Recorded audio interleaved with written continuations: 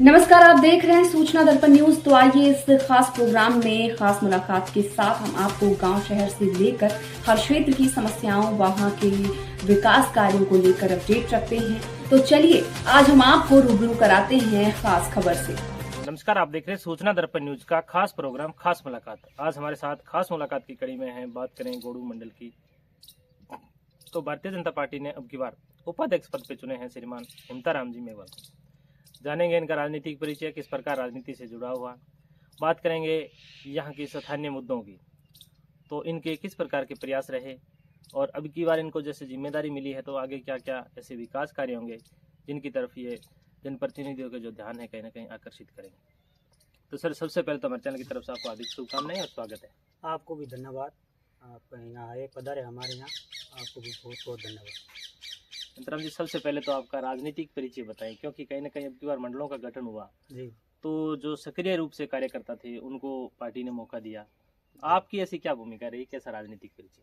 देखो, पार्टी ने विश्वास किया। मैं तो 10 सालों से पार्टी में कार्यकर्ता के रूप में मेहनत कर रहा था और मंत्री महोदय जी, हमारे कानून मंत्री अर्जुन राम जी मेघवाल जी के नेतृत्व में काम कर रहा था। हमारे बड़े भाई साहब रविशेखर जी मेघवाल के नेतृत्व में तो उनका छोटा भाई हूँ और भाई की तरह काम कर रहा हूँ। उनके नेतृत्व में सब मैंने काम किया और काम करते करते पहले तो मेरे पास कोई पार्टी का पद था नहीं।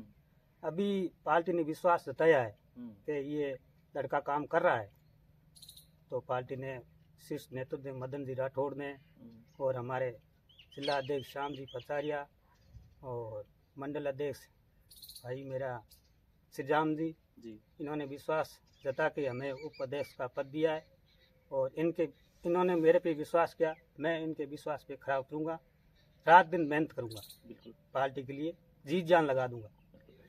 बात करेंगे जिस प्रकार आपने बताया कि कहीं ना कहीं पहले जब पद नहीं था तो भी स्थानीय मुद्दों को आपने हमेशा पहुंचाने का प्रयास किया है। अब की बार जैसे आपका बोर्ड बना है, श्री राम जी आपके अध्यक्ष हैं और आप उपाध्यक्ष हैं, तो बात करेंगे मुख्य रूप से यहाँ की क्या क्या ऐसी समस्याएं रही जिनका आप प्रतिनिधित्व पहुंचाने का प्रयास किया? देखो, पहले रोडों को बहुत खड्डे थे। हमारी सरकार बनने के बाद में ये रोड की समस्या तो लमसम सोल्व हो गई है। बाकी भी कोई और होंगे, हम मंत्री जी को पहुंचाएंगे और वो भी काम करने का पूरा प्रयास रखता है। रात दिन एक कर रखे मंत्री जी ने तो। और हमारे बड़े भाई साहब यहाँ अभी पीछे नौकरी से रिजाइन दे के आए हैं।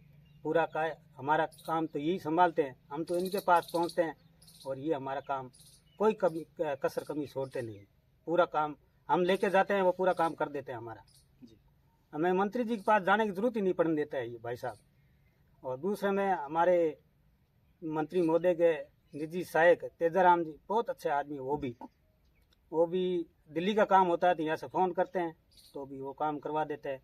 जैसे हमारे यहाँ उप स्वास्थ्य केंद्र बना हुआ है, ये बने हुए काफ़ी टाइम हो गया, तो भाई साहब ने भी मैंने फ़ोन पे बोला दूरभाष से, और तेजाराम जी यहाँ आए थे हमारे, तो उनको एक लेटर लिख के हमने दिया कि हमारा उप स्वास्थ्य केंद्र में बना हुआ पड़ा है, कोई सामान है नहीं। तो तेजाराम जी ने हमें कहा आप जाओ सीएमओ के पास जाओ, और मैंने भाई साहब से भी बात की तो उन्होंने सीएमओ को फ़ोन किया और मैं परसों भी जाके आया हूँ। सीएमओ साहब ने पूरा सामान यहाँ उपलब्ध कराने के लिए गोड़ू को कह दिया। गोड़ू अपने हमारे डॉक्टर इंचार्ज है, उनको बोला है 3 दिनों के अंदर अंदर हमारा यहाँ पूरा सामान पहुँच जाएगा। नहीं पहुँचेंगे तो हम भाई साहब से बात करेंगे और भाई साहब, हो सकता है हमारा भाई साहब से ही काम हो जाएगा, मंत्री जी के पास जाने की जरूरत नहीं पड़ेगी। अगर मंत्री जी के पास जाना पड़ेगा तो मैं भी जाऊंगा वहाँ भी और ये काम मैं पूरा करवाऊंगा जी। तो बात करेंगे जिस प्रकार आपने बताया कि जो स्वास्थ्य केंद्र की जो कहीं ना कहीं समस्या थी वो आपने जनप्रतिनिधि पहुंचाने का प्रयास किया और सड़कों का भी विस्तार हुआ।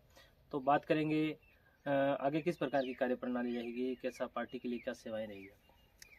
मैं तो रात दिन मेहनत करूंगा, जो जैसे मंत्री जी कर रहे हैं उसी हिसाब से। हम तो मंत्री जी के भाई साहब के चेले हैं और ये रात दिन एक कर रखी। मंत्री जी तो कभी रात को 12 बजे 2 बजे तक ही पार्टी के काम में लगा रहता है।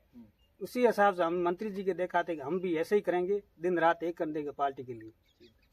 बात करेंगे हिमताराम जी वर्तमान में युवाओं की, कहीं ना कहीं आपकी एक पूरी टीम युवा वर्ग है, तो युवा है कहीं ना कहीं नशे की तरफ काफी आकर्षित होता जा रहा है, तो युवाओं के लिए क्या संदेश रहेगा आपका? देखो, नशा तो मैं तो ठेठ से यही कह रहा हूँ कि युवा लोग है, ये नशे वगैरह एक हानि बहुत है, ये नशे छोड़ो। और मेरा प्रयास पहले भी छुड़ाने का रहा, अब भी मैं छुड़ाने के प्रयास करूँगा। संतराम जी, दीपावली का पर्व आ रहा है, आपके क्षेत्रवासियों को और देशवासियों के लिए क्या संदेश रहेगा? देशवासियों को बहुत बहुत शुभकामनाएं दीपावली की। और फटाके वगैरह ये छोड़ने में थोड़ा ध्यान रखें।